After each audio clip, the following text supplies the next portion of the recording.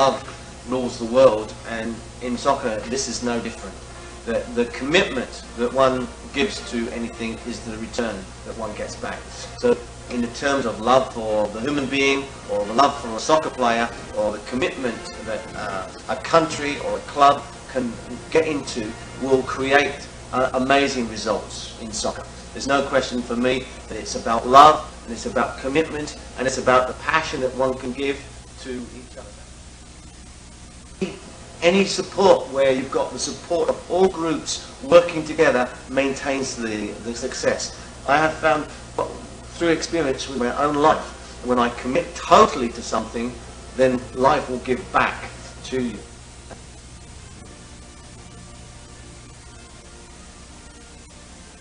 I believe my passion for soccer was developed at a very young age, and it was in particular with people like my parents, my mother Jane and my father Percy, saying that I couldn't do it, I would never achieve it.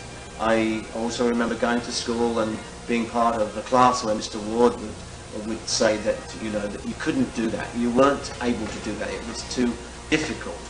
And there was only 3,000 professionals in England in professional level, and to achieve that would be like going to the moon. So I believe that my main passion, it comes from the lack of belief of others in me, because it drove me forward. It made me want to go further and further and further. And the more people tell me that I can't achieve things, the more I want to prove them wrong. And I want to prove that yes, we can improve. Yes, we can go forward. Yes, we can achieve. And yes, I did become a professional soccer player and a professional soccer coach. And of course the sky's the limit when you believe and have faith and trust in the process of wanting something. It was something I wanted.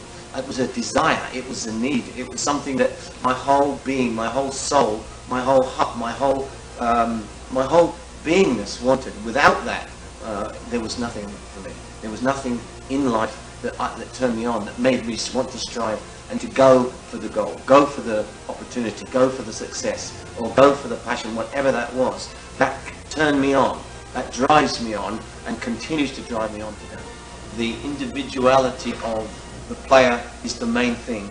The creativity, the imagination, and specifically the technical ability of the player. So consequently, my main passion, my main focus is the development or the utilization of the player's technical ability to be able to put that into practice, to put that into game situations and bring out a result.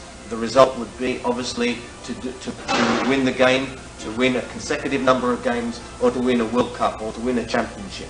And this is to do with the understanding of the high level of the individual's technical ability. Now that also is coupled with, and in the words of Sir Alf Ramsey, who won the World Cup in 1906 with England, that what one individual does with another is the key to success. So it is a teamwork, it's its concept, it's its ability to be able to get mold that player with this player, and this player with this player, and this player in this way. So it's not, you could have the world's best individuals, but they won't make a team. It's all to do with ability of the coach to be able to put this player with this player and get the chemistry right. The chemistry of the players and going in together causes the most positive effect you can possibly imagine. So that would be my philosophy. You have real key elements of mentality of what the players are like. I mean, are they players that will run through brick walls for you, or are they players that are very sensitive, very vulnerable, very emotional? All these types of ingredients are involved with the development of a soccer team. And what I bring to the table is having that experience in different cultures, having a strong background, understanding football in England, followed by now 5 different continents that I am able to draw from and understand how the players will perform, what to do in this situation, how to do that in that situation. A very deep understanding of football. I was the first coach to go to the Solomon Islands, first professional coach ever to go there. So they had never had a coach from another country before. So this, as in the United Arab Emirates, was a very new thing.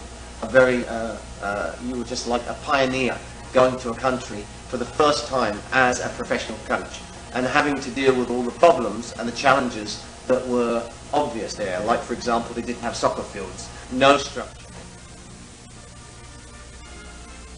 Without doubt, the adaptation to culture, to history, to different ways in different parts of the world. Like, for example, one would think that I could go anywhere in the world and be able to implement a program, improve a program, change a program, and create the next step for another country, should they wish a dynamic, enthusiastic, passionate man to come, then I would be the person that they would go for, because not only have I still got that incredible enthusiasm, but I have this experience and knowledge and wisdom which I have totally been absorbed in, whether it be in the Arab world, whether it be in Europe, whether it be in England, whether it be in the Solomon Islands or the United States of America. There has been this constant, ongoing learning experience, and I'm still maybe the best, well, not maybe, for sure the best student in the world, because I still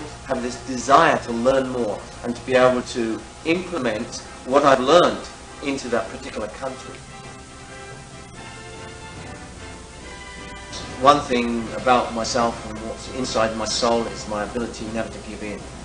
Sir Winston Churchill said this: we'll fight them in the air, we'll fight them in the sea, we'll fight them in the land, but we will never surrender. That's me. I have no question about my ability to go and serve a country or a club or an organisation to produce the best possible results. I have no doubt in my mind that I will always be totally dedicated.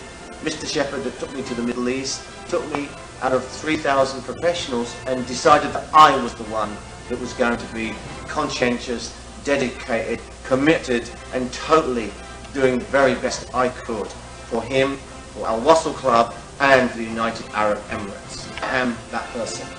I have high standards, I have a faith and a trust in myself to continue in the same vein as I had when I was trying to become a professional soccer player.